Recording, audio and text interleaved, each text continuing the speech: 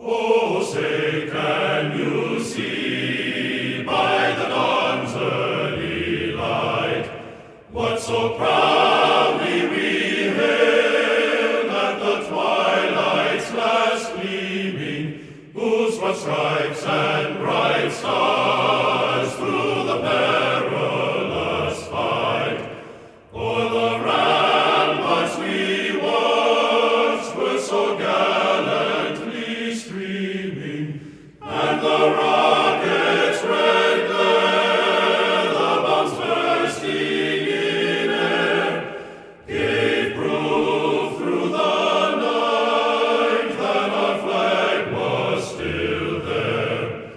Oh, say, does that star-spangled banner yet wave o'er the land of the free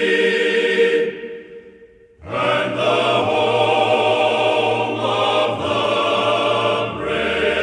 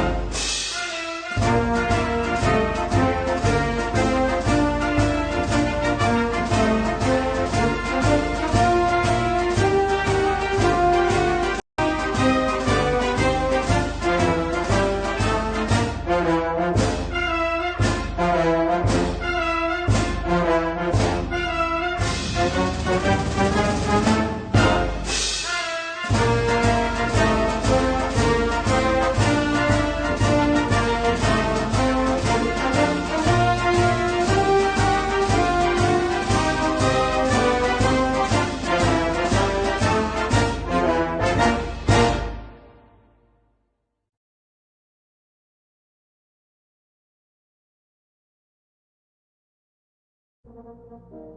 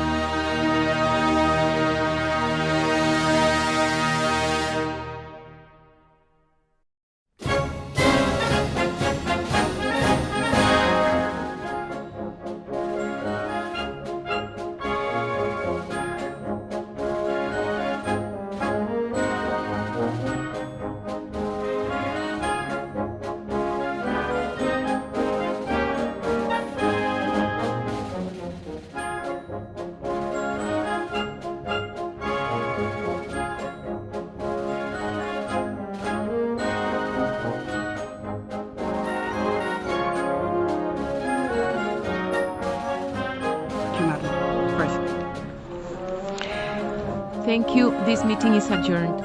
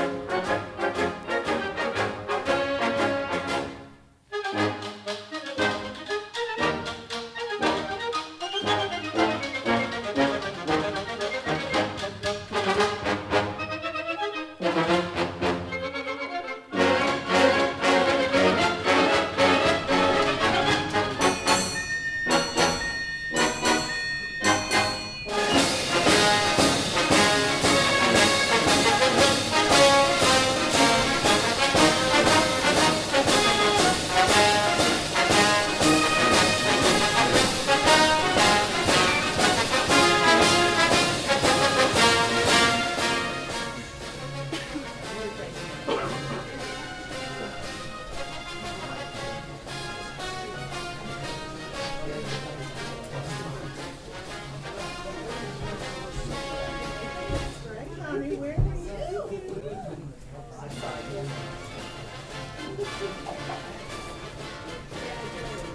Margaret, everybody can go with TV. I know, everything's in detail. Wash my face around.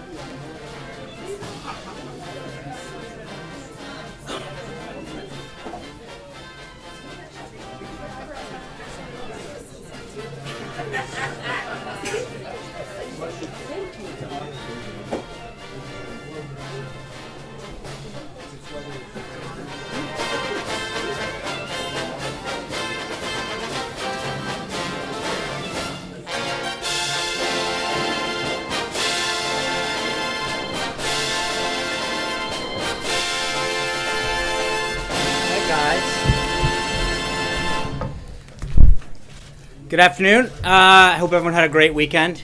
Seriously. It's Monday, so I brought a special guest. First, I'd like to have the Attorney General come up to the podium to make an announcement regarding immigration enforcement with respect to sanctuary cities.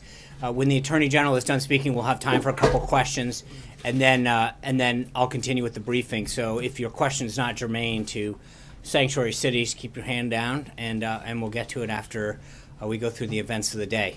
So with that, Attorney General Sessions, come on up. Right, thank you. Thank you, Sean.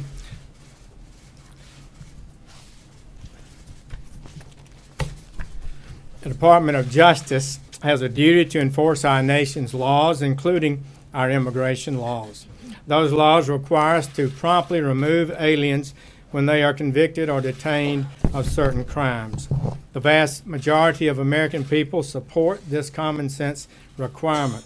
According to one recent poll, 80% of Americans believe that cities that arrest illegal immigrants for crimes should be required to turn them over to immigration authorities. Unfortunately, some states and cities have adopted policies designed to frustrate this enforcement of immigration laws. This includes refusing to detain known felons under federal detainer request or otherwise failing to comply with these laws. For example, the Department of Homeland Security recently issued a report showing that in a single week, there were more than 200 instances of jurisdictions refusing to honor ICE detainer requests with respect to individuals charged or convicted of a serious crime. The charges and convictions against these aliens include drug trafficking, hit and run, rape, sex offenses against a child, and even murder. Such policies cannot continue. They make our nation less safe by putting dangerous criminals back on the streets. We all remember the tragic case of Kate Steinle, the 32-year-old woman who was shot and killed 2 years ago in San Francisco as she walked along a pier with her father. The shooter, Francisco Sanchez, was an illegal immigrant who had already been deported 5 times and had 7 felony convictions. Just 11 weeks before the shooting, San Francisco had released Sanchez from its custody, even though Immigrations and Customs Enforcement officers had filed a detainer requesting that he be held in custody until immigration authorities could pick him up for removal. Even worse, Sanchez admitted the only reason he came to San Francisco was because it was a sanctuary city.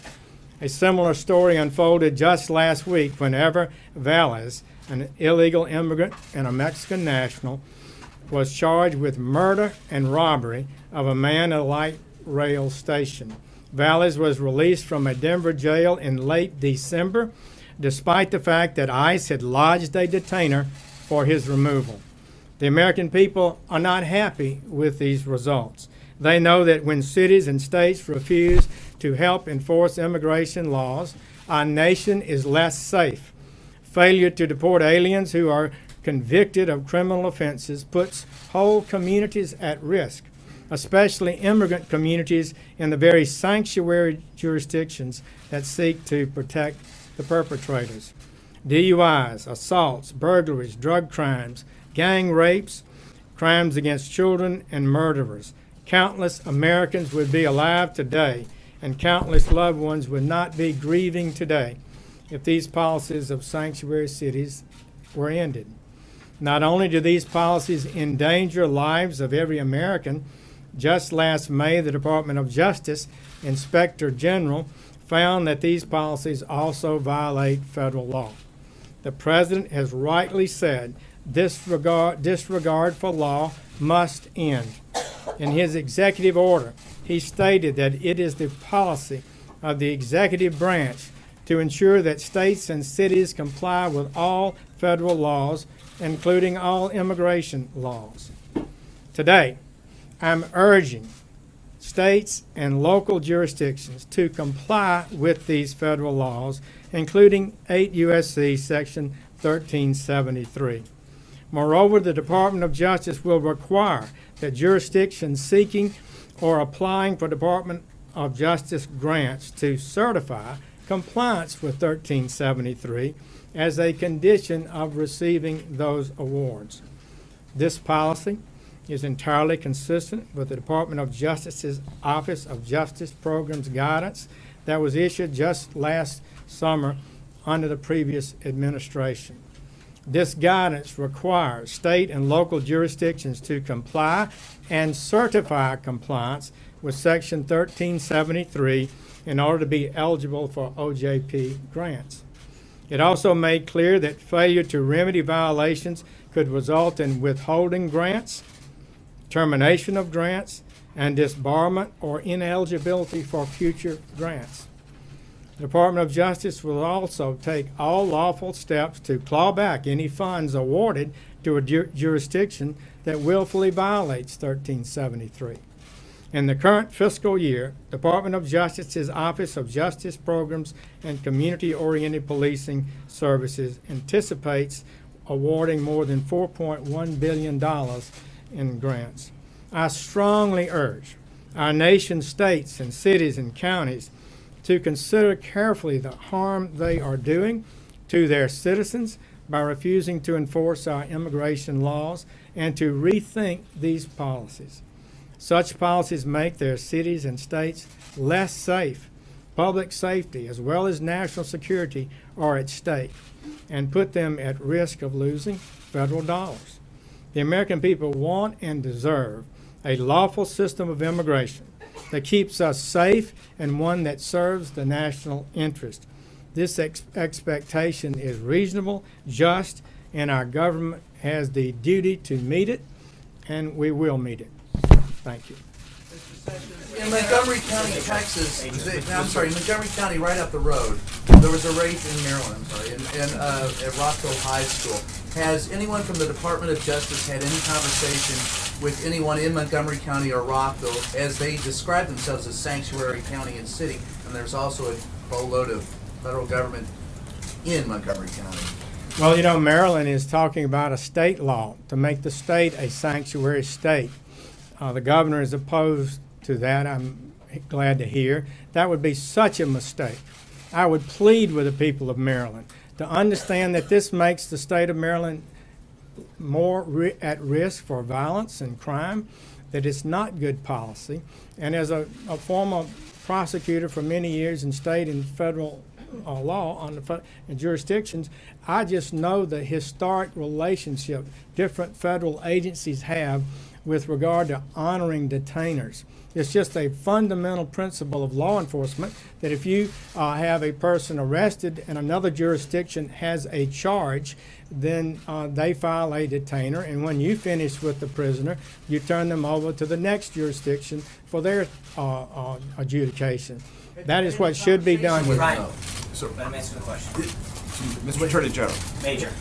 Mr. Attorney, so listening to you carefully, it sounds like you're applying the standards and the policy that the Obama administration put forward on compliance with underlying Justice Department rules. Are you taking any additional steps? And have you asked the President to maybe talk about other federal funds that are not necessarily under your control as a way to punish sanctuary cities or states? Well, that's a good question. What I'm saying today is that essentially the policies of the Obama administration that were issued last July make clear that you should not be receiving certain federal funds if you're not in compliance with 1373.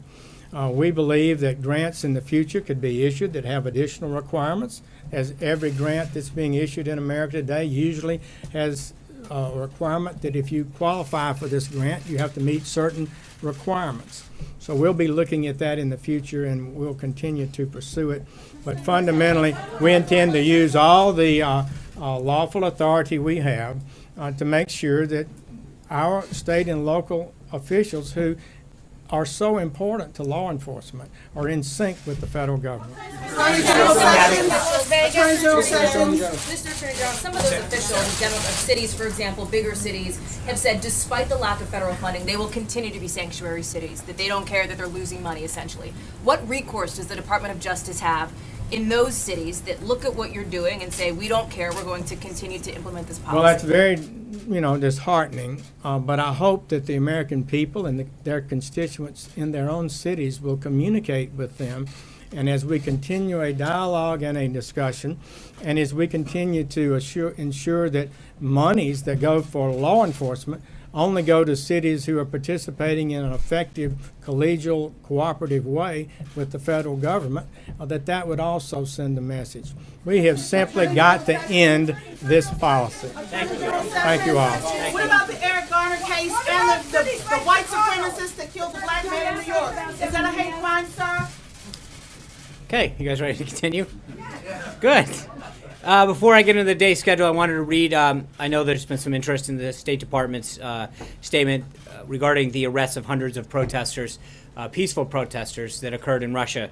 The statement that the State Department put out says, quote, "The United States strongly condemns the detention of hundreds of peaceful protesters throughout Russia on Sunday. The detention of peaceful protesters, human rights observers, and journalists is an affront to essential democratic values. We are troubled to hear of the arrest of the opposition leader upon arrival at the demonstration, as well as the police raids on the anti-corruption organization he heads. The United States will monitor the situation, and we call on the government of Russia to immediately release all peaceful protesters. The Russian people, like people everywhere, deserve a government that supports an open marketplace of ideas, transparent and accountable governance, equal treatment under the law, and the ability to exercise their rights without fear of retribution." Now, with respect to events for the day, this morning, after receiving his daily intelligence briefing, the president participated in a roundtable with women small business owners. The president is hosting a group of women's business owners as part of the White House's full calendar of Women's History Month events. At the roundtable this morning, Vice President Pence, SBA Administrator McMahon joined with other senior administration officials to hear from these amazing female entrepreneurs and small business leaders about their firsthand experiences, successes, and challenges. As the president said, quote, "Empowering and promoting women in business is an absolute priority in the Trump administration because I know how crucial women are as job creators, role models, and leaders all throughout our communities. The women in attendance this morning have incredible stories, including many who have started businesses from scratch with very limited resources and through hard work and determination turn their dreams into reality. Between them, they provide hundreds of jobs to Americans across the country. The president is dedicated to continuing to remove the unique barriers that women face in our economy, including access to capital, markets, and networks. This administration will continue to advocate for policies that support working family, including a national initiative to promote women business leaders and entrepreneurs that his daughter Ivanka is helping to lead. In honor of Women's History Month, the White House has been hosting events all throughout March. Just to name a few, the Centers for Medicaid and Medicare Systems Administrator Verma held a roundtable with women in healthcare, which the president attended. The First Lady held a women's empowerment lunch on International Women's Day. Earlier this month, Second Lady Karen Pence joined women from all 5 military branches for lunch at Fort Meade, and last week hosted military women at the Vice President's residence to thank them for their service. Under President Trump, the American economy is a place for everyone, regardless of their gender, to thrive. Following the roundtable, the president had lunch with the Vice President and Secretary of State Tillerson, and at 3 o'clock, the president will sign House Joint Resolutions 37, 44, 57, and 58. All of which use the powers of the Congressional Review Act to roll back job-killing rules. Before this administration, only one time in the nation's history had a president ever signed a bill that used the Congressional Review Act to cancel a federal regulation. In just his first 66 days as president, he will have signed 6 resolutions to eliminate unnecessary and burdensome rules. House Joint Resolution 37 rolls back the so-called blacklisting rule, which manufacturers identified during their meeting with the president as one of the most significant threats to growing American businesses and to hiring more American workers. The rule simply made it too easy for trial lawyers to go after American companies and American workers who contract with the federal government. The president saw that workers, taxpayers, and businesses were the ones who truly suffered under this rule, and he's glad to be signing legislation to eliminate it. House Joint Resolution 45, 57, and 58 cancel federal power grabs that took decision-making away from the states and local governments who know the unique challenges of their own populations. The president firmly believes that Washington's not always the solution to these problems, and that these bills return the power to the people by putting more decision-making in the hands of states. House Joint Resolution 44 removes a Bureau of Land Management rule known as Planning 2.0 that would have centralized federal and land management in Washington, diluting the concerns of local citizens who have a right that is protected by law to be involved in this decision-making process. H.J. Res 57 and 58 eliminate the Department of Education regulations, which limits states' flexibility in how they assess the performance of schools and teacher preparation and programs. Removing these additional layers of bureaucracy will make it easier for parents, teachers, and communities and state leaders to address the needs of their students. The president will continue to work with Congress and the rest of the federal government until every unnecessary regulation that stands in the way of success for American business and American people is taken off the books. Additionally, the president spoke with German Chancellor Merkel and Indian Prime Minister Modi earlier today to congratulate them on their party's success in recent elections. We'll have readouts on those calls a little later for you both. The president also will announce the establishment of the Office of American Innovation. The Office of American Innovation will apply the president's ahead of schedule and under budget mentality to a wide number of government operations and service, enhancing the quality of life for all Americans. The office will have a particular focus on technology and data, hearing back from leaders in the industry. As some of its first priorities, the office will focus on modernizing the technology of every federal department, identifying transformational infrastructure projects, and reimagining the VA system so they can better serve our nation's heroes. The effort will be led by Assistant to the President and Senior Advisor Jared Kushner. Tomorrow, the President will sign an executive order to strengthen the nation's energy security by reducing unnecessary regulatory obstacles that restrict the responsible use of domestic energy resources. This order will help keep energy and electricity affordable, reliable, and clean in order to boost economic growth and job creation. And finally, before I came out today, Senate Democrats continued their obstruction to the president's nomination of Judge Neil Gorsuch to the Supreme Court, with the Judiciary Committee seeking a one-week postponement on its decision. Over the weekend, Senate Minority Leader Chuck Schumer defended his decision to mount a filibuster against the president's unquestionably qualified nominee. If Senator Schumer gets his way, this would be the first successful filibuster against a Supreme Court nominee in American history. He argued, quote, quite misleadingly, that the Senate has, quote, required a 60-vote threshold of, quote, every Supreme Court nominee. That's simply not true. And as I've said before, only 3 support justices have faced a filibuster in the last half of the century. Senator Schumer cited 4 justices confirmed under President Bush and Obama, but in fact, among those 4, only 1 faced an attempted filibuster. That was Justice Samuel Alito. And it was President Obama who then, as a senator, voted to filibuster Justice Alito and later publicly expressed his regret for that. The fact is, an attempted filibuster of a Supreme Court nominee is rare, and to do so in this context with such an eminently qualified and brilliant judge is nothing short of obstructionism. That's why Senator Pat Leahy, the former Democratic chairman of the Senate Judiciary, said he is, quote, not inclined to filibuster, end quote, even if he ultimately may not vote to confirm the judge. The fact that the former chairman of the Judiciary Committee won't stand by the minority leader exposes the leader's efforts as nothing but obstructionism that undermines decades of Senate tradition.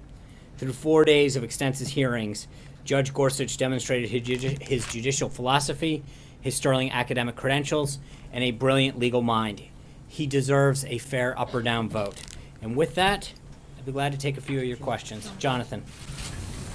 Is the president serious about working with Democrats going forward after what happened with healthcare? Absolutely. In fact, starting Friday afternoon through late yesterday, he's received a number of calls, as well as other members of the senior staff that had been working on healthcare, from members of both sides, saying that they would like to work together, offer up ideas, and had suggestions about how to come to resolution on this and get to a House vote on this. But wouldn't this require a... Sorry, this isn't a free-for-all. Jonathan's asking a question. But wouldn't this require a serious course correction for the White House? I mean, the president's branded Chuck Schumer a clown, worked entirely with Republicans on this bill. Wouldn't this require a serious change of course for the president? To some degree, sure. And I think the president talked about that. I think we learned a lot through this process. I think we're obviously looking at ways that we can improve not only how we handle healthcare, but other things, how we do everything. And I've mentioned it to some of you in the course of things. I think, one of the traits of a successful organization is to always examine how you do things. But I think that there's been a lot of outreach from members of both sides with ideas, and the president's willing to listen to these individuals. And if they can come to resolution on a way forward, obviously we're willing to listen and to move forward. But there are a lot of folks that came forward with these ideas. And with all due respect to the beginning of your question, I don't think it's a one-way street in some of the comments that have been made. I think some of the Democrats who now say they weren't involved early on in the process said that they wanted nothing to do with this process. There was no way that they would engage in any discussion to repeal. So I think it's a two-way street, and I think that we have been willing to listen to folks and their ideas. And the president's advice is that if we can come up with resolution on a way to move forward, we'll certainly entertain that. And where's the buck stop for this failure? Well, it's not, but just so we're clear, look, we're at the beginning of a process. I don't think we've seen the end of healthcare. As most people have noted, I think the Obama administration, from beginning to end, it ultimately took about 17 months, went through a series of fits and starts, and it wasn't until Scott Brown was elected, denying them the 60th vote in the Senate, that they finally jammed something through. And frankly, a lot of the reason that the Secretary of Health and Human Services has some of the powers that they do is because they got it, they had to jam it through. But there were several failures when Obamacare went through during the process, and ultimately they tried to go through a single payer process, and they got rebuffed on that by some of their own members. So look, we're not saying it's the end of healthcare, but I think that we are looking to look for a way forward, and I think that a lot of the members, and again, on both sides of the aisle, have reached out not just to the president, but to members of the team, willing to share some ideas, and both that will they think that would make the bill stronger. But ultimately, the goal is to get to 216 and potentially 218, depending on where we are with special elections. And so we're going to look to see where we can get those 218 votes. And there may be other opportunities to work with people across the aisle that get us to 218. But that's the name of the game, and we're going to continue to pursue that. Jim. Sean, the last Congress to pass significant tax reform took about 5 years, and that was 30 years ago in 1986, after the failure or the defeat of the American Health Care Act on an issue where there was broad GOP consensus. What makes the president think he can pass significant tax reform this year? Well, I think it's been 30 years. I think we have an economy that's evolved, especially in the technology area, that has made a lot of things change, and I think our tax code is outdated. And frankly, on the business side, we're uncompetitive. There's a reason that companies are leaving America to go to other places, because same reason sometimes companies move from state to state. Our corporate and regulatory system has become unattractive for a lot of companies that want to either manufacture here, grow here, or begin here, and or want to return jobs here. I think the president recognized that. Business leaders from around the country. It's not a partisan issue. I mean, you go out to the tech sector out in Silicon Valley in particular, there's a lot of these companies out there that admittedly weren't with the president during the election or continue not to be, and I think recognize that we are not as competitive as we can be when you consider the tax and regulatory climate of other countries around the world, and we need to be more competitive. Then I think you look at the individual side of the house, and I think especially when you talk to to middle-income Americans, especially when in the context of health premiums going skyrocketing up, they recognize that they need some relief. And so we've got to do what we can to address that. John Christopher. Thank you. Historically, since healthcare has beguiled many presidents, all the way back to Harry Truman, and certainly when Hillary Clinton came to Washington, she went to the Hill and thought that she could get it done. I'm sure there are many lessons you can learn from previous presidents and perhaps previous first ladies. Has the president thought of ever reaching out to Hillary and finding out, how she maneuvered and some of the best practices or some of the pitfalls that she's come into? Well, and I think that he's met with Dr. Zeke Emanuel and others. It's not been he has reached out to several people throughout this process to gauge both their policy ideas and strategy ideas. And I think, the president noted on Friday afternoon that we learned a lot on several fronts about strategically how to handle this, as well as some of the members that we thought we would have with us. And we're re-examining that on a variety of bases. Margaret. We got some guidance from the White House earlier about Chairman Nunez's meeting on the White House grounds involving, I guess, the SCIF and the idea that questions about the meeting should be referred to the committee chairman. But I wanted to ask you a slightly different question, which is, does the White House know now what actually happened? Do you have issues with the idea that someone, perhaps in the executive branch, shared information on the White House grounds without you knowing about it? Are you investigating this? Do you believe it was a leak? Or was it in fact someone on the White House staff or NSC staff or on loan to either who provided the information and therefore it's not a leak? So obviously all of what I know has been available through public comments.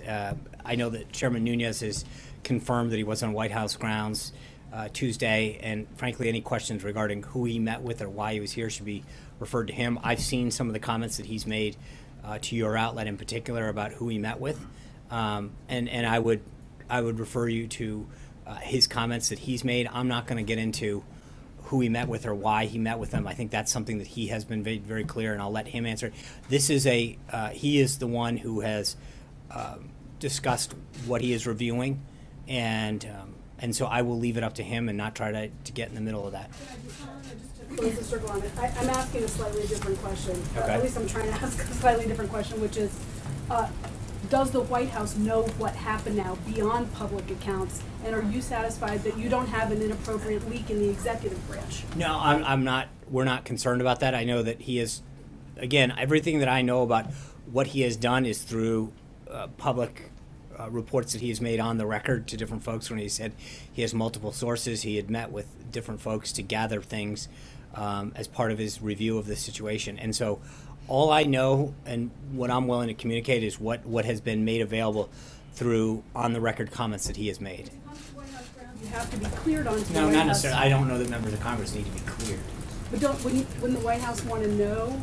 Again, I think there's a difference. He's doing a review, and it's not something that we're going to necessarily get in the middle of or get in the way of. It's part of it is to let him review and have conversations and look at things that he thinks are relevant. Sean, a clarification on your answer to Margaret. You just said, I don't know that members of Congress have to get cleared in. There is some question about that. Who in the White House signed him in, essentially, to be able to get I don't on know the that you grounds? have to. I'll be glad to check on that. I'm not sure that that's how that works, but I will follow up on that point. Okay, so the second question is, and it's related to this. I understand that you're not going to speak about some of the swirl, what's surrounding this issue with Chairman Nunes. Does the White House believe that he can still lead an impartial investigation, or would the administration support some of these calls now for an independent committee to investigate this? First of all, I would question what this is, because as I've mentioned countless times from this podium, there's two issues at hand. There's multiple. There's, number one, there's any action with respect to Russia itself, and every single person that's been briefed by Director Comey in particular and the FBI has said there's nothing there. What he is looking into are two things that we are aware of because of the pleas that we have made. One is the leaks of classified and other information that have come out, and two is whether or not there has been people that have been unmasked and whether or not there's surveillance security. I don't know why we stand by the original request that was made. And I think Director Comey in open testimony the other day talked about what the FBI is looking into. So I think we, have a lot of people looking into this whole situation. Sean? Will the administration will the White House pursue a leak investigation into whoever is giving Chairman Nunes this information, if it's in the executive branch? At this point, we're letting the review of this situation proceed, and we can address that after he decides to be clear about that. Why is this leak okay, but other leaks are not? It's not. I think there's a difference between a leak and someone pursuing a review of a situation that they have determined. There's a difference between a leak, someone leaking out to reporters for nefarious, to take classified information and share it with people who aren't cleared. Chairman Nunes is cleared. He is the chairman of the Intelligence Committee. Someone who is cleared to share classified information with somebody else cleared is not a leak. Zeke. I have two for you. Just a quick housekeeping note. At the beginning of the briefing, you read out the State Department statement on the protests and arrests in Russia. Does that reflect the White House's views sometimes? That reflects the view of the United States government. Okay.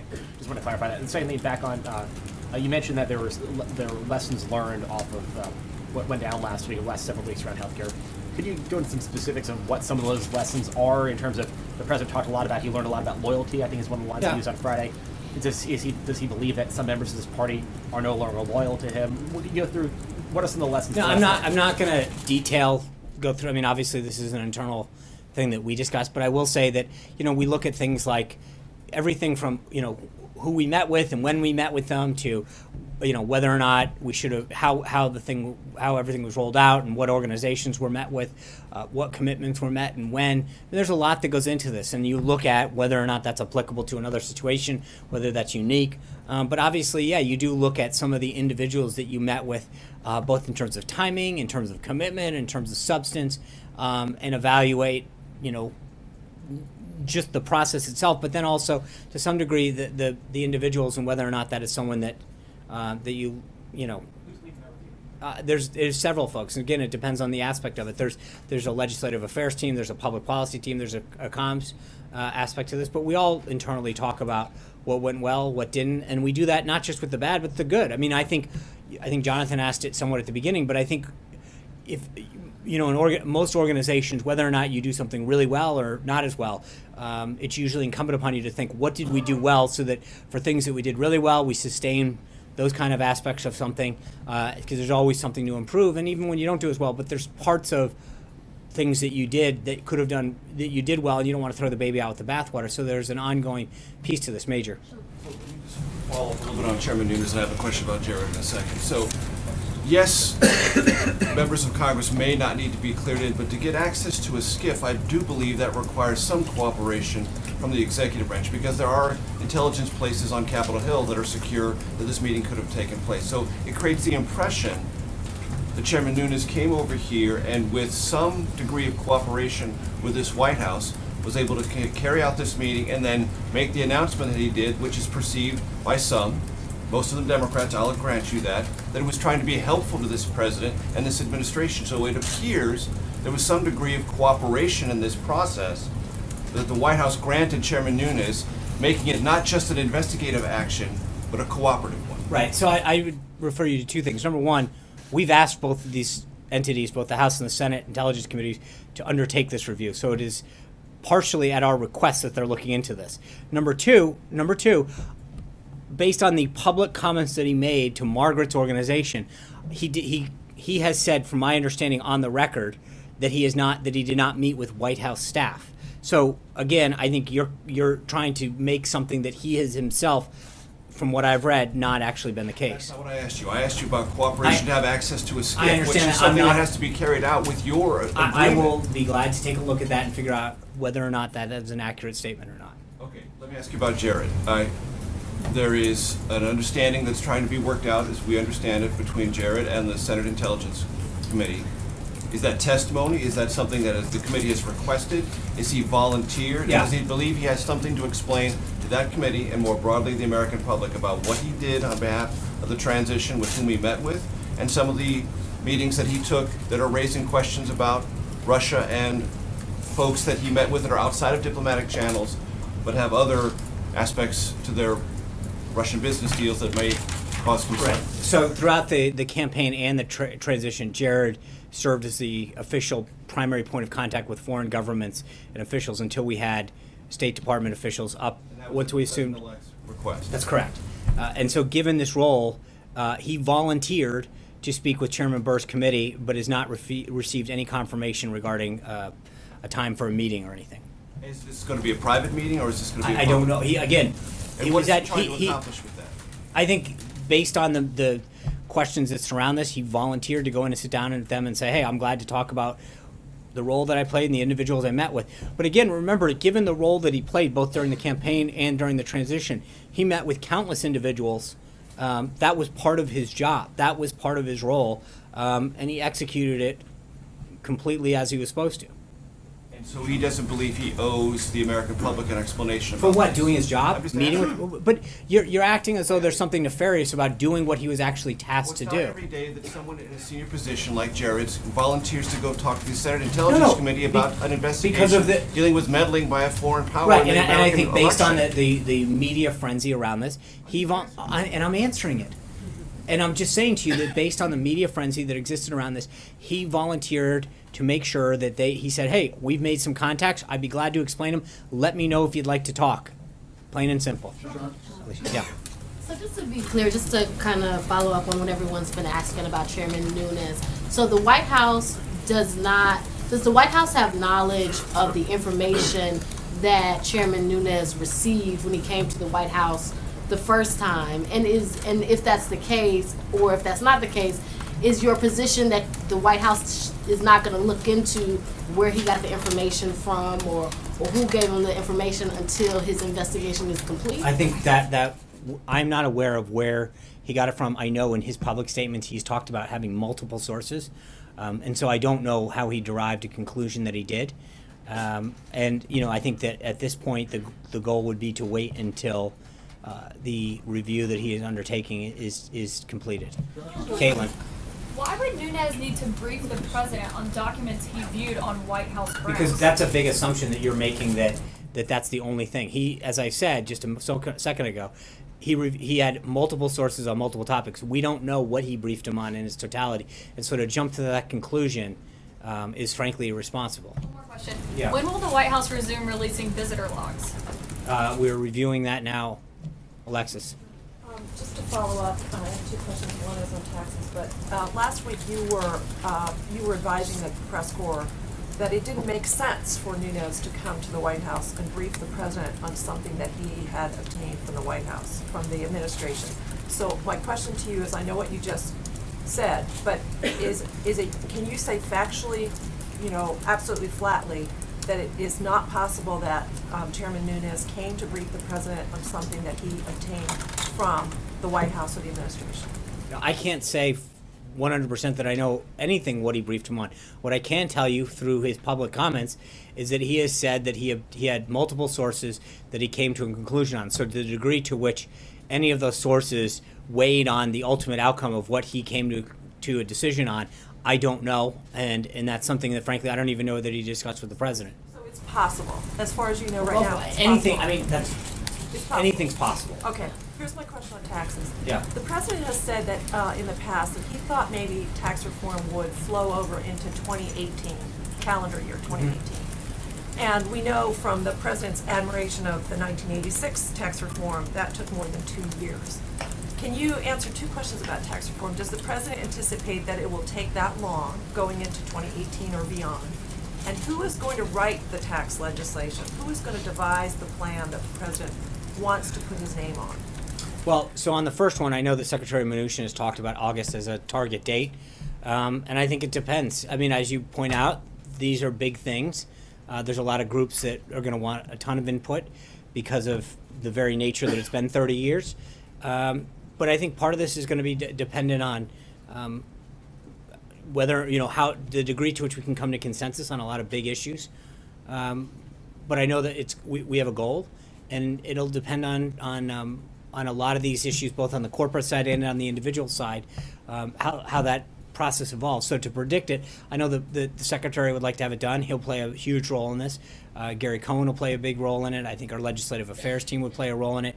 There's a lot of folks on the team, Secretary Ross on the commerce side, there's a lot of individuals that he's assembled a world-class cabinet that has a lot of interest in helping to grow the economy, to attract jobs, create a more favorable tax climate here in the country, but then also provide tax relief for middle-class Americans. So, we're not there yet. Will it be the Trump plan? What? Will it be the president's plan? I mean, obviously, we're driving the train on this, so I don't want. I mean, we're going to work with Congress on this, but I think that the president, as you've heard through multiple times, the president be very clear. This is a huge priority for him, something that he feels very passionately about, and so we'll have more on that later. John. Sean, the documents that Chairman Nunes saw here at the White House complex were described by his office as being executive branch documents. In the early days after the president sent out that tweet, the White House was digging around for anything to corroborate what the president had tweeted out. Why did it take the Intelligence Committee chairman coming here to the White House to view executive branch documents to uncover this information? Why couldn't the White House? Well, as I mentioned, I think to Margaret, I'm not going to. I will stick to what the chairman has said publicly, and my understanding from his public comments are that there are certain systems that he doesn't have access to. That was his explanation, and I'm going to, I think you should follow up with him on that. Did the White House ever search the same documents that the chairman searched? I don't know what he found, so therefore it would be hard to make an assessment of what he was briefed on and what we know. So that's a really hard question to answer at this point. Is it possible that these documents were merely surveillance reports that were garnered? I'm not going to get into hypotheticals, John. I don't know what he found, and to start to say what's possible, what's not, I don't know. Well, let me just finish if I could. Is it possible that these were surveillance reports from security clearances that were collected after people had filled out Standard Form 86? I don't know. I don't know I honestly don't know what he's got on his systems and what the intel community has on theirs that he wouldn't have access to. So I don't know what he would have had access to already. So, Eamon. Thanks, John. On tax cuts, it looks like you guys got a little bit of political cover from the House Freedom Caucus over the weekend to do this without paying for all of it. That is adding to the deficit. What's the right number from the White House's perspective to add to the deficit in order to do tax cuts? How high are you willing to go in terms of deficit addition? It's a really early question to be asking at this point. I think the question is, as we construct this both on the corporate side and then on the individual side, I think part of it is it's going to be an equation that isn't just driven by that, but more what's going to attract jobs, what's going to help us build, what's going to grow the economy. I think we're growing around, potentially growing around 2.6, and the president really would like to see that growth rate up in the high 3s, 4s, and 5s. And so there's a question about what part of tax reform, especially on the corporate side, will help us spur the economy and grow jobs. And I think that's an ongoing discussion. I think that's more of the driver of this, and then I think as it evolves, we'll have a score and we'll know more. Are you comfortable entirely adding to the deficit, or do you think I think needs to be offset? But right. Some other spending I somewhere don't. else? You're asking really early in the process to make that kind of analysis before we have a policy set forth or have any kind of notion of what a score would look like. That Olivier. Thanks, John. There's been a steady escalation of the American role in the war against the Islamic State. We've seen Marines come ashore in Syria. There were changes to rules of engagement. I'm trying to understand the relationship between that change and the president's ISIS strategy review. Has he personally signed off on all the changes in America's posture in the field since January 20th? Is that something that's left up to the commanders in the field? I don't understand the relationship between the two. It depends on which, mission you're talking about specifically, or Marines just left in, I think, October. They obviously went ashore much more recently than that. So did he have to sign off on that? I think it depends on. He speaks with General Mattis, his national security team, very regularly. I'm not going to get into some of the details of what comes up in those settings, but I will say that, as I've noted in the past, I think philosophically the president has made it very clear that he wants to give the commanders on the ground much more flexibility to execute their mission, especially when it comes to defeating ISIS. That's a very big change in philosophy, but I think it also depends on the magnitude of the mission, the number of ground troops in particular, and so this is an ongoing discussion that he has with Secretary Mattis, Chairman Dunford, and others. On the review, are you waiting? Is the president waiting until the review is complete before you announce sort of a new posture, new strategy? Yeah, or is it as conclusions come in, you're adapting day to day? I think some of it is an ongoing discussion that he's having with both Chairman Dunford of the Joint Chiefs and Secretary Mattis of the DoD, that at certain times when they meet, they'll update them on certain things and give them an update on where they're headed right now. As the review is ongoing, there are certain events that are part of, or will be part and parcel of the review in terms of where we're going, and so they'll update them on that and talk to them about the tweaks. Gabby. Thank you, Sean. President Trump has sent out 2 tweets now criticizing members of the House Freedom Caucus for preventing Planned Parenthood from being defunded by opposing the AHCA. Is that something that he would want to see tacked on as a rider to next month's funding bill? Well, I think that he's made very clear what his position is on Planned Parenthood, and obviously this was an opportunity to defund it, but I don't want to get ahead of our legislative strategy. We'll look at other opportunities, but this is definitely one that was a way to make that happen. Steve. On that legislative strategy and the idea of working with Democrats, there's a school of thought in this town that last week proved that the president is lacking in political capital. So I have 2 questions. One is, what's in it for Democrats to work with the president now? And 2, if fully pursued and to get things through the House, Democrats and Republicans work together, wouldn't that tend to undermine the job security of Speaker Ryan if the House Freedom Caucus is frozen out? Well, so 2 things. Number one, I think the message that sends the American, as I mentioned, I think it was Jonathan at the beginning, it's a 2-way street. We heard, you see whether it's Judge Gorsuch, which they're, throwing down decades of Senate tradition by saying we're just going to filibuster this guy. I don't think there's anyone in America that can honestly look at his qualifications and suggest that he's not qualified as a jurist on the Supreme Court. There's nothing that anyone has seen or laid a glove on him through these 4 days that suggests that he's not qualified to serve. And I think that and again with Obamacare, repealing and replacing it, several of this leading Democrats came out from the get-go and said we have no interest in doing that. So I think there's a point at which both parties can look back and figure out whether or not it's worth engaging. I think the president, as I mentioned, is eager to get to 218 on a lot of his initiatives, whether it's tax reform, infrastructure. There's a lot of things, and I think that he is going to be willing to listen to other voices on the other side to figure out if people want to work with him to get these big things done, to make Washington work, to enhance the lives of the American people, then he's going to work with them. I think he had a great meeting with the CBC the other day, for example, where he talked about infrastructure. He talked about loans and small business lending, education. There are things that he is willing to engage individuals with, or groups or caucuses, to get to 218 and further advance his agenda. So it's not about undermining anybody. It's about moving the agenda forward and getting things done. But it's Speaker Ryan who puts bills on the floor, not the president. So what's in it for Speaker Ryan? Getting things done. I think there is still a sense of doing what's in the best interest of this country that exists. So, let's just make sure that we understand. I think that his goal, he came here to get things done. And I think, as was pointed out, there was a level of disappointment that he expressed on Friday. He wants to get things done. If people want to work together, and I think what this event on Friday did was, frankly, draw more people into the process to saying, okay, let's figure out if we can actually come together with some consensus ideas to get to 218, whether or not they come from one side of the aisle or the other, to pass this bill and to make a better system. He understands, and frankly, I think a lot of Democrats do, that there's an opportunity here. With health care being such a big issue, with Obamacare being such a looming disaster, that we have an opportunity to do some stuff. And if Democrats want to join in, then that's great, and we'll do that. Mike. Excuse me. You've talked quite a bit up there about the wide latitude that Secretary Price has to dismantle Obamacare from his spot. Is that still the case? Will he continue to try to dismantle Obamacare while you're trying to work with moderate Democrats on health care reform? And also, the health care bill would have repealed almost all those Obamacare taxes. Do you want to see those repealed as part of the tax reform bill? I think Secretary Price was up here today. There's a lot of meetings that are already taking place internally with the team.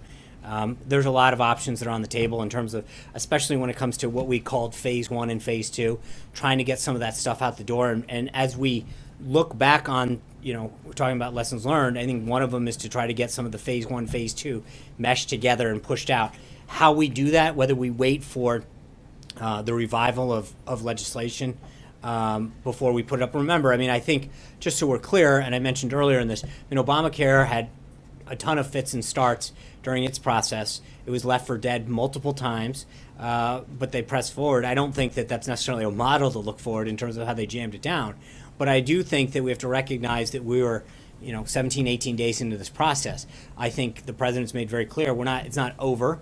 There are people coming to the table, but he's going to listen to all good ideas across the spectrum to figure out what it takes to get to 218.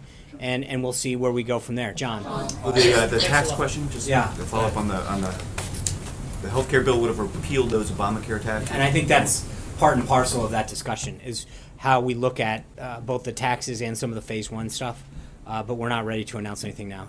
John Decker. Yeah, as far as Jared Kushner's offer to meet with Chairman Burr and talk with the Senate Intelligence Committee, is there any particular reason why the White House would not be opposed to the idea of Jared Kushner testifying under oath before that committee?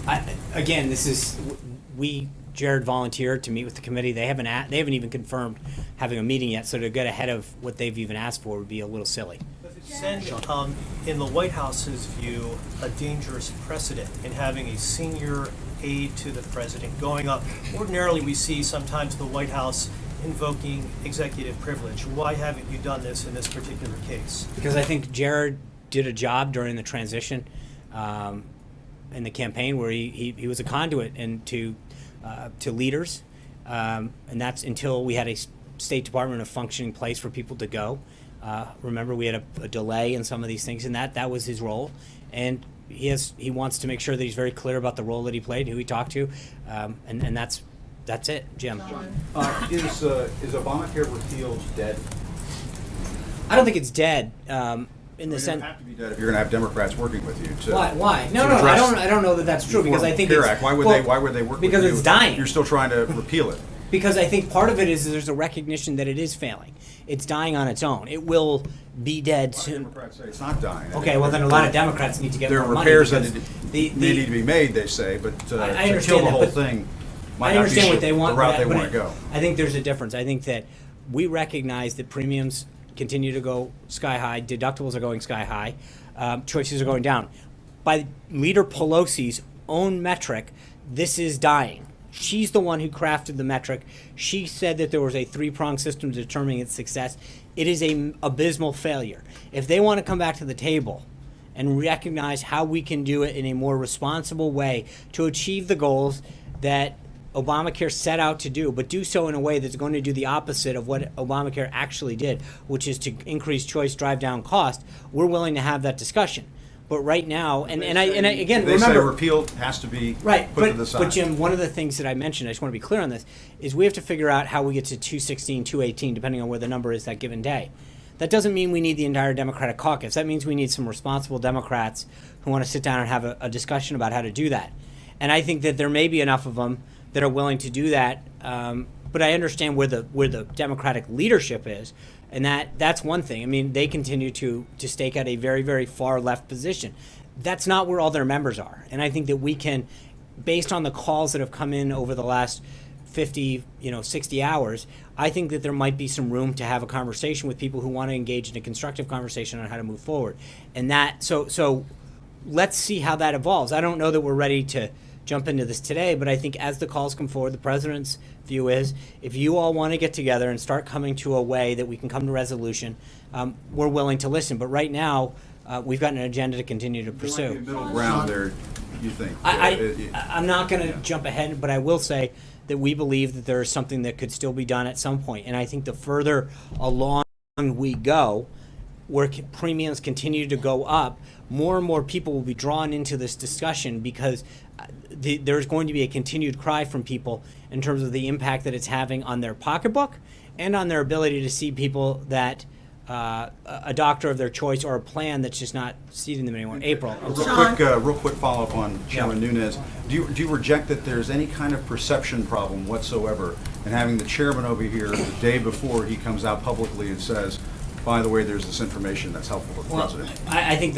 the chairman's made very clear through his public comments what his goal was, and I think anyone who wants to, you can't ask someone to do a review of the situation and then sort of create inferences that because they're reviewing a situation that there's something that's not right about that. He is reviewing the situation.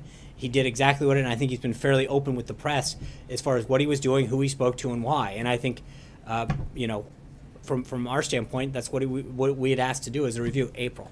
Sean, several topics. One, Shocker. Don't be. You heard the question that I lobbed at the Attorney General about the hate crime that happened in New York. The white supremacists who went to New York and targeted a black man. Hate crimes are on the rise. What do you say? What is this White House saying about this obvious, apparent hate crime? I'm not gonna. I mean, you yelled at the Attorney General a specific case, if I'm not correct. In the past to talk about this, and you've talked about issues of Right, hate and crimes. I'm glad to talk about the issue. I just want to be very clear that I am not going to reference any specific case before the DOJ right now. I will say that the president has recognized that we need to bring the country together. He wants to unite this country. He wants to bring people together. He had a very long conversation with respect to race in itself, which I think is somewhat, if I'm not correct in your question. There, okay, I just want to be clear. Thank you. And I think that was one of the topics that he talked about with the CBC. Some of the issues with respect to crime and education and some of the solutions that they suggested that could be done during their meeting. And I think those are the kind of things that I think we can continue that conversation. Okay, Sean, unfortunately, there's been a rise in hate crimes when it comes to different groups, to include anti-Semitic crimes. Yeah, and but you've commented from that podium. This is clear. This gentleman in his jailhouse gave a statement to a reporter talking about he wishes the man were younger and he was a thug that he killed.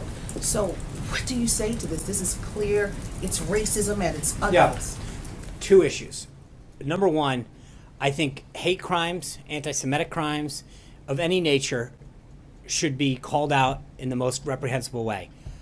There is no room for that in our country, and I think the president noted that in the joint address, that there is one issue that, despite policy, should unite us, and that is calling out hate, that is calling out divisiveness based on the color of one's skin, one's religion, one's gender. The president's been very clear on that, and he's called it out before. He's, with respect to certain particular situations, he made it very clear at the opening of his joint address. That's what he led with, is a call to denounce hate no matter where we come from politically. He's also talked about it the night that he took the stage on that Wednesday morning around 2:40 a.m. about how one of the things that he needed to do and wanted to do as president was unite all Americans. But I think that there's one other piece to this, April, that I just want to be clear on. While we unequivocally, no question about it, need to call out hate, anti-Semitism where it exists, there is another thing that we have to do. And in your case in particular, while I don't know all of the details and I don't want to reference any specific case, but I think we saw this the other day with some of the anti-Semitic behavior that was going out with respect to people of the Jewish faith, is that we saw these threats coming into Jewish community centers, and there was an immediate jump to criticize folks on the right and to denounce people on the right and ask them to condemn them. And it turns out that, in fact, it wasn't someone on the right, and it was the president from the get-go had said, I bet you it's not someone, and he was right. And yet, oh no, I understand that. And that's, I'm saying he's a white supremacist. I understand that, and I think in those cases, there's no question, black and white, we need to call out all instances of this. But that being said, while we're on the topic, I do think that there has been a rush to judgment in a lot of other cases when it comes to, in particular, some of the anti-Semitic discussion, where people have jumped to the conclusion about denouncing people on the right and asking for this. And in that particular case, we saw that the president was right and that this rush to judgment by a lot of folks on the left was wrong, and none of them have been held to account on that. And that is something that equally needs to be called out. When people are charging something of someone that is not true, there has been nothing to go back to those individuals. Nothing on the left who came and asked for everyone on the right to denounce something that they weren't guilty of. And I think that there needs to be an equal go back in time and call out those individuals for rushing to judgment and calling out those individuals. My second topic, and I'm done. Someone who was in the room, you like talking about this CBC meeting that happened last week, someone who was actually in the room at that meeting said that the issue of HBCUs came up, and that's a very sensitive subject right now in the black community and here at the White House. The issue of HBCUs came up, and it's Omarosa said that she would be the one heading the HBCU office at the White House, and the president did not make a response confirming or denying. Will this be the case? Is this the case? We don't have any announcements to make. I assume that you're referring to the executive order, and we don't have anything to announce on that subject at this time. Kristen. Sean, thank you. Given that the Freedom Caucus blocked the bill to repeal the Obamacare, does the president still believe he can work with the Freedom Caucus on future pieces of legislation? I think it's going to depend on what legislation. So not necessarily. Well, again, I'm not going to. It's not a question of we're going to work with anybody who wants to work with us on achieving the goals that the president set out. I don't think we're not putting anyone and saying we'll never work with you again. It is that balance. No, I don't think he's written. No, I think as he mentioned, he learned a lot through this process about loyalty. And it's not just a block, it's certain individuals. And again, I'm not going to get into naming names, but I think the president learned a lot through this process. And you know, one of the things that's interesting is when you look back, and I know there's been a lot to make of this, the president also recognizes that when there's not a deal to be made, when to walk away. That's one of the traits. It's not just about making deals, it's knowing when to walk away from deals and knowing when there's a bad deal that's the only solution. I think the president understood that while you can get a deal at the time, that sometimes a bad deal is worse than getting a deal. And I think he smartly recognized that what was on the table was not going to be keeping with the vision that he had. And so he decided that this was not the time and that a deal was not at hand. Let me ask you about this tweet over the weekend. Does he regret tweeting to his followers that they should tune in to Judge Jeanine only to tune in and then have her call for House Speaker Paul Ryan to step down? That's it, plain and simple. But does he owe Speaker Ryan an apology then? He and Speaker Ryan talked extensively over the weekend. I mean, I don't know if they talked today. I think they talked both Saturday and Sunday at length. But again, he's a fan of the show. He tweeted out support of it. That's it, plain and simple.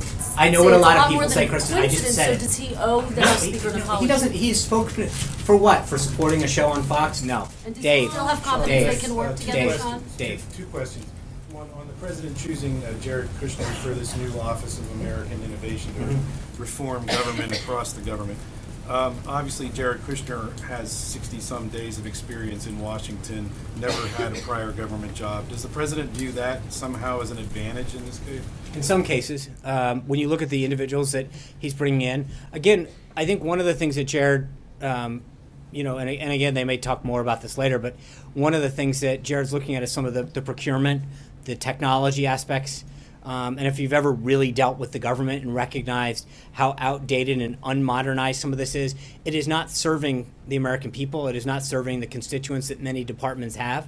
And I think looking at how we procure different things and procure technology in particular is important. It's an important way. I mean, I think when you look at the VA in particular and recognize how it handles certain things, there are certain things it does really well. By the way, it buys prescription drugs really well. Buys them in bulk, gets the job done. But there's certain things that it may not do as well in terms of how it keeps its records and how it serves veterans, how it lends money, et cetera, that we can look at and figure out, is there a better way?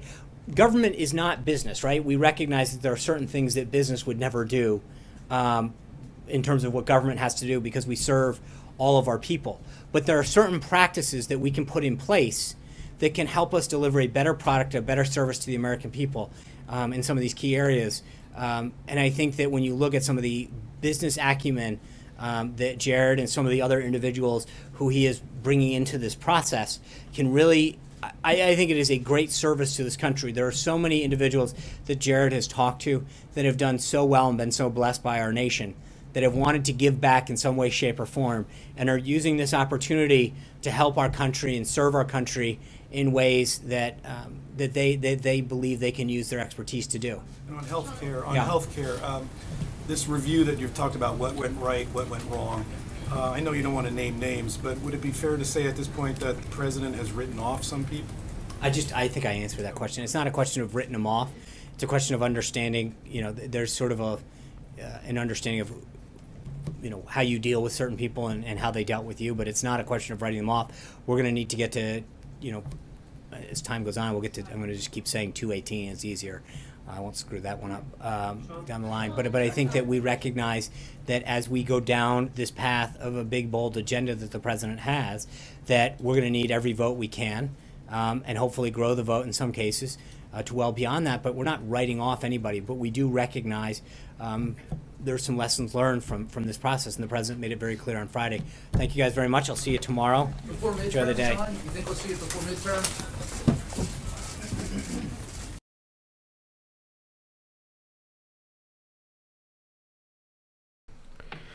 All right, folks, thank you very much for joining us and choosing us as your stream of choice. Later on today, we are going to have our very first of its kind, actually, news stream. So if you guys want to tune in, it will start at 5 p.m. Pacific, 8 p.m. Eastern. So we're going to do this every single Monday afternoon, 5 p.m. Pacific, 8 p.m. Eastern, and I'm going to go through a bunch of different articles that has been coming out regarding the news, the administration, everything that's going on as of right now. So if you want to join me, again, it's today, every Monday at 5 p.m. Pacific, 8 p.m. Eastern. We can hang out on the chat, and then all of the videos that we do, I'm going to be uploading up to the channel. So if you want to join me later on today. And thank you very much for all your support and for all the shares and the thumbs up and all that stuff. And the moderators that came out today, thank you very much for trying to keep the chat clean and enjoyable for everyone. And I hope, like I said, if you guys join me for the stream later on today, 5 p.m. Pacific, 8 p.m. Eastern. Also, check out our website, goldenstatetimes.com. Check out the links in the description. If we have a lot of stuff coming soon, folks, a lot of new developments to the channel. We're trying to grow the channel, trying to make it better for you guys. I apologize earlier for a little bit of mishaps going on. I really don't know what happened with YouTube, but YouTube's been broken. But the good thing is that we got it up and we brought you guys what you guys wanted to see. So, yeah, folks, thank you very much again for joining us. If you are new to our community, hit the subscribe button, hit the notification bell.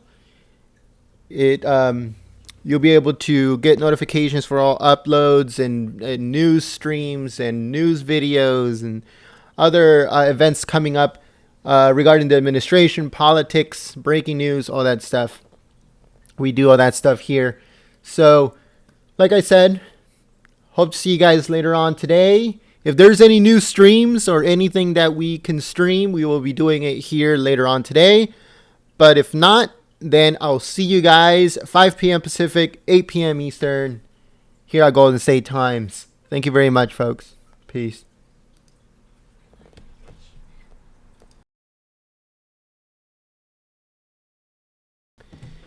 A lot of people have been telling me through social media that they're either getting unsubscribed or the notification bell is going away. Like I said, YouTube is broken. The views are screwed up. The subscriber count is screwed up. YouTube is unsubscribing people.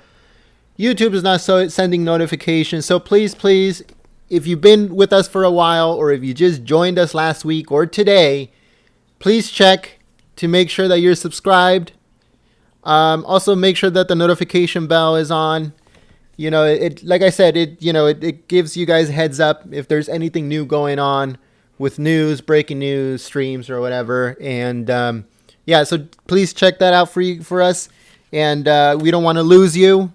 You know, we appreciate you, and we want you to be part of our community. So please check that out because YouTube is broken, and you know, there's not only us that are, you know, trying to make YouTube fix their stuff, but a lot of other content creators are also very angry with YouTube because it's broken. So check it out, and thank you very much, everyone.